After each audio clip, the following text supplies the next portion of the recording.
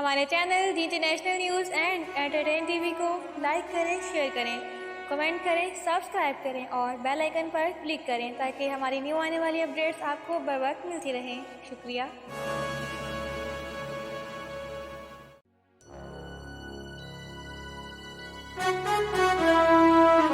बिस्मिल्लाहिर्रहमानिर्रहीम। अस्सलाम वालेकुम। आप देख रहे हैं यूट्यूब चैनल और मैं हूं महमूद यूसुफ।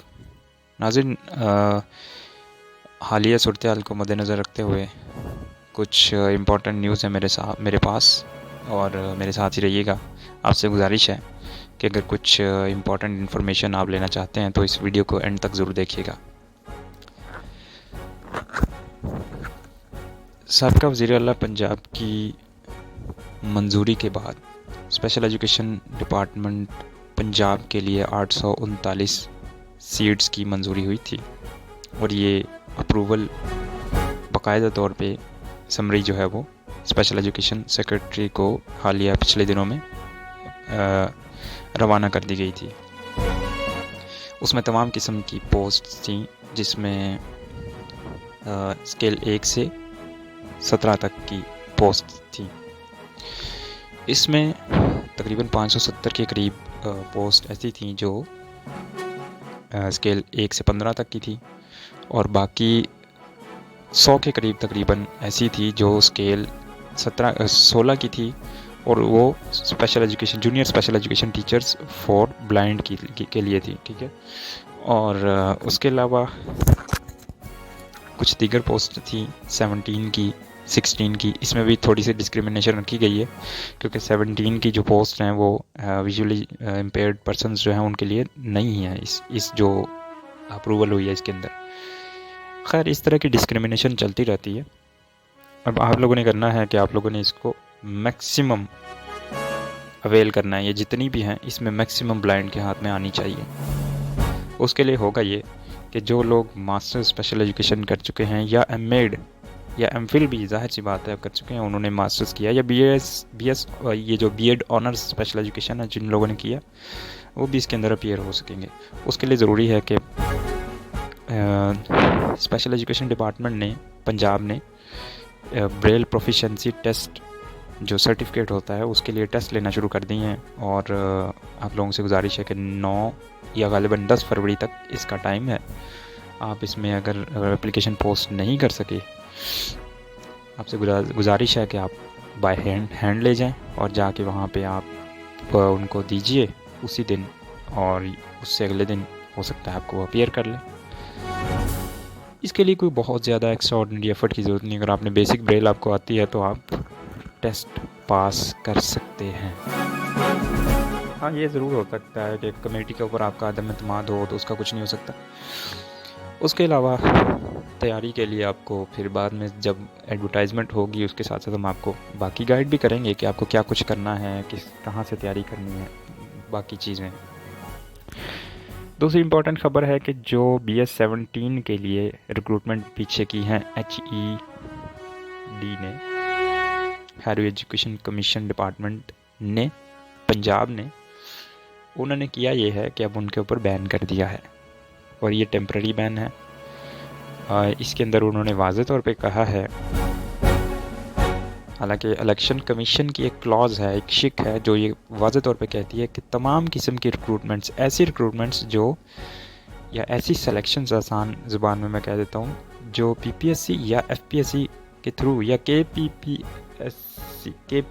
के थ्रू या SPSC के थ्रू होंगी, उनको उनके ऊपर इस पाबंदी का इतलाक़ नहीं होता।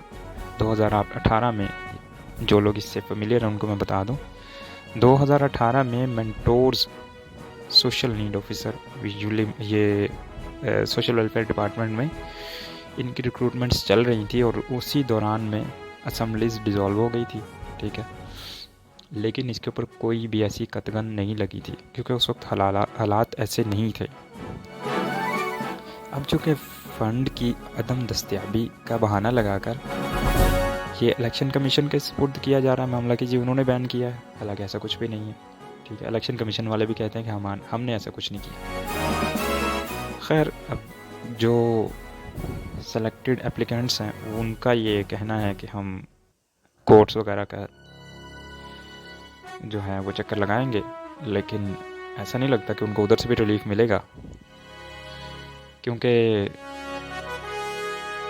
तारीख पे तारीख का जो डायलॉग है वो तो आपने सुना ही होगा, और हमारी जो कोर्ट्स है उसके अंदर ये कंटिन्यूसली रिपीट होता है ये चीज़। बहरहाल जो लोग इंतज़ार में हैं कि स्पेशल एजुकेशन में जॉब्स कब आएँ, उनके लिए अच्छी खबर है कि बहुत जल्द आने वाली हैं। और जो लोग इस वजह से परेशान है कि जी पता नहीं है वो हमारी बैन हो गई हैं, जो हमने सेलेक्ट क्वालिफाई किया है, ठीक है, ऐसा भी कुछ नहीं है, ये टेम्परेरी बैन है और ये अनकरीब हट जाएगा। दीगर चीज़ें ऐसी हैं कि जो एम्प्लॉयज़ हैं, करंटली जो एम्प्लॉयज़ हैं उनकी जो सैलरीज़ हैं उसके अंदर जो डिडक्शन का मामला है, 10% डिडक्शन का मामला है, उसमें कतई ही इम्कानात नहीं है कि उनको ऐसा करने दिया जाएगा, ऐसा पॉसिबल नहीं है। हालिया दिनों में आपने देखा कि बजाय इसके कि वो जो बाकी अलाउंसेस थे ऑफिसर्स के उनको कट किया जाता, बल्कि हुआ ऐसा कि 150% बेसिक पे के ऊपर जो 2017 के मुताबिक ऑफिसर्स जो थे उनको एग्जेक्टिव अलाउंस जो बाकी रह गए थे उनको एग्जेक्टिव अलाउंस की मद में दे दिया गया। अब ये जो डिस्क्रिमिनेशन है या इम्तियाजी सलूक है ये सिर्फ बाकी डिपार्टमेंट्स के साथ किया जा रहा है, अदरवाइज़ जुडिशरी और दीगर जो मुलाजमीन हैं उनको दिया जा रहा है। कुछ मुल्की हालात के ऊपर हम नज़र डालें तो हालिया जो धमाका हुआ है पेशावर में, उसके ऊपर जो है वो जो केपी के पुलिस है उसने बहुत ज़्यादा शदीद किस्म के नारे लगाए हैं, और ऐसे नारे लगाए हैं जिनको यहाँ पे बताना बिल्कुल भी मुनासिब नहीं है। और उस पे जो हालात पैदा किए गए हैं उसमें उन्होंने यही कहा है कि इसकी शफाफ इंक्वायरी करवाई जाए। वैसे अगर देखा जाए तो कुछ ऐसे वाक़यात जब होते हैं उनके पीछे कुछ ना कुछ ज़रूर होता है। अगर मैं बात करूं तो 2014 में इमरान खान साहब ने धरना दिया था, और जिस डेट को उनका धरना चल रहा था, BAPS का सानिया हुआ था आर्मी पब्लिक स्कूल का, उसके ऊपर बड़े सवालात उठे थे, लेकिन उसके भी जो मुजरिम कहना चाहिए उनको, वो सामने नहीं आए।